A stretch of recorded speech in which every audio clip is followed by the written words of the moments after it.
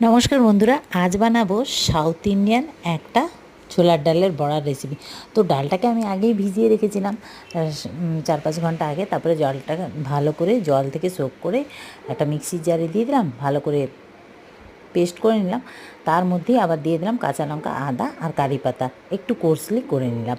আর আগে থেকে যে ছোলার ডালটা ভিজিয়েছি ওখানে কিছুটা ছোলার ডাল গোটা রেখে দিয়েছি। ব্যাস, এবারে পেস্ট বাটাটাকে দিয়ে দিলাম, যে পেস্টটা, তার মধ্যে একটু ধনেপাতা কুচিও দিয়ে দিলাম, নুন দিয়ে দিলাম, আর দিয়ে ভালো করে মিক্স করে নিলাম। এইবারে গরম তেলে যেরকম আমরা চাপড় বানাই ওই রকমই এক হাতেই এগুলো এইভাবে চ্যাপটা চ্যাপটা করে বানাতে হবে। তো একবার হলেও ট্রাই করো, রেসিপিটা সত্যি দুর্দান্ত। আর বাকিটাই একটু চিলি ফ্লেক্স দিয়ে আবারও বানালাম। কেমন লাগলো অবশ্য কমেন্ট করো, ভালো লাগলে লাইক শেয়ার করো, পেজটাকে ফলো করো, ইউটিউবটাকে সাবস্ক্রাইব করো। টাটা।